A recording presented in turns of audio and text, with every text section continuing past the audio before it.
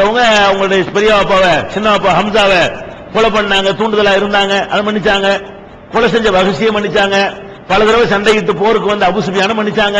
Khalid இப்னு வலீதை மன்னிச்சாங்க. அதெல்லாம் அவர்களுக்கு தீங்கு செய்ய வந்தவர்கள், அடித்தவர்கள், உதைத்தவர்கள், நாடு கடத்தியவர்கள் எல்லாம் மன்னித்தார்கள். அது ஓகே. நீங்க என்ன பண்ணி ரசூலுல்லாஹ்வுக்கு? ரசூலுல்லாஹ் அடிச்சீங்களா? ரசூலுல்லாஹ் பெரியப்பா கொலை பண்ணிட்டீங்களா போய்? அல்ல ரசூலுல்லாஹ் மனைவிமார்களை பத்தி ஏதாவது போய் அவங்களை திட்டிவிட்டீங்களா போய்? நீ எதுக்கு பா ரசூலுல்லாஹ் மன்னிப்பு கேட்கிற? நபிகள் நாயகம் ஸல்லல்லாஹு அலைஹி வஸல்லம் அவர்கள் மன்னித்தல் என்பது அவர்கள் வாழும் பொழுதுதான் அவர்களுக்கு ஒருவர் கேடு செய்ய முடியும். வாழும்போது கேடு செய்வாரையானால் அந்த கேட்டை ரசூலுல்லாஹ் மன்னிப்பார்கள். ரசூலுல்லாஹ் மட்டும் மன்னிக்க மாட்டார்கள். அபூபக்கர் கேடு செஞ்சால் அபூபக்கர் மன்னிப்பார், உமர் கேடு செஞ்சால் உமருக்கு மன்னிப்பார், ஒவ்வொருத்தரும் மன்னிப்பார். அது அந்த காலத்துல முடியல. இன்னைக்கும் எனக்கு கேடு செஞ்சால் நான் மன்னிப்பேன், உனக்கு கேடு செஞ்சா நீ மன்னிப்ப. இந்த மன்னிப்பு அந்த மன்னிப்பு ஒண்ணா? அல்லாஹ் வந்து பாவங்களுக்கு பேசுறான். நீங்க என்ன பண்றீங்க? நபி ஸல்லல்லாஹு அலைஹி வஸல்லம் அவங்கள்ட்ட நீங்க எதுக்கு மன்னிப்பு கேக்குறீங்க? எது கேக்குறீங்க? அந்த கஃபாருல் ஹதாயா, சிறு தவறுகளை நீங்கள் மன்னிக்க கூடியவர்கள். ஒரு துனூப், எந்த துனூப் அல்லாஹ் மன்னிப்பான்னு சொன்னா அந்த துனூப்ங்கற வார்த்தை வருது. ஒரு துனூபில் முபிகாத், அழித்து விடக்கூடிய பாவங்களை எல்லாம் நீங்கள் மன்னிப்பீர்கள்.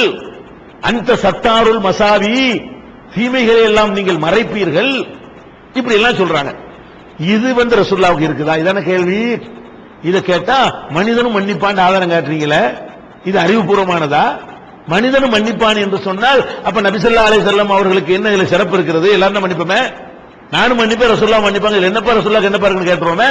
அப்ப நீங்க சொல்ல வர்றது என்ன?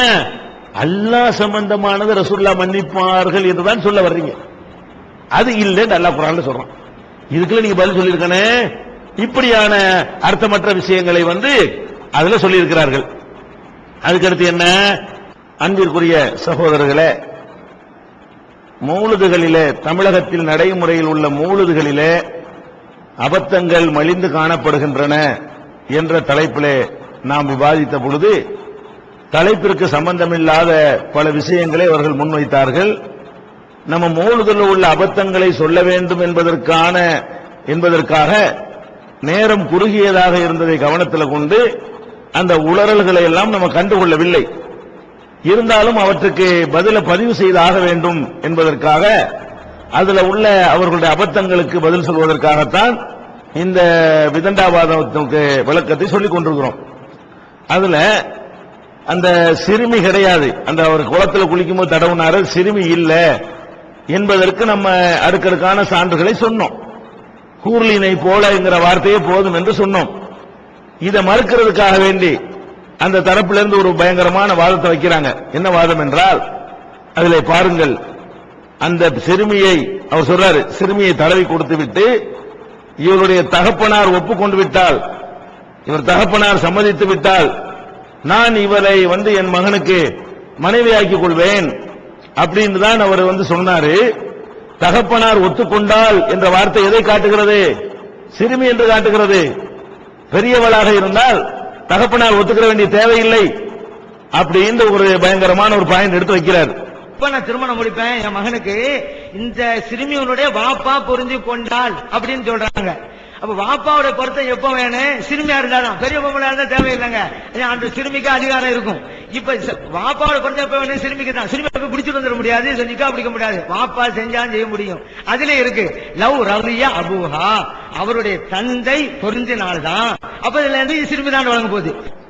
ஆனால் இது வந்து அவங்க ஏற்றுக்கொண்டிருக்கிற மதுஹபுக்கு மாற்றமானது, ஹதீஸுக்கு மாற்றமானது.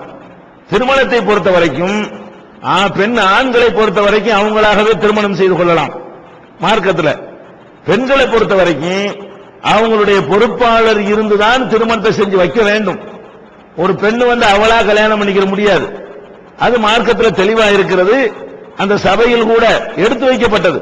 லானிக்காக இல்லாபி வலியின், வழி இல்லாமல், பொறுப்பாளர் இல்லாமல் திருமணம் கிடையாது, திருமணம் செல்லாது என்று நபிகள் நாயகம் ஸல்லல்லாஹு அலைஹி வஸல்லம் சொல்லி இருக்கிறார்கள். எனவே தகப்பனார் பொருந்திக் கொண்டார்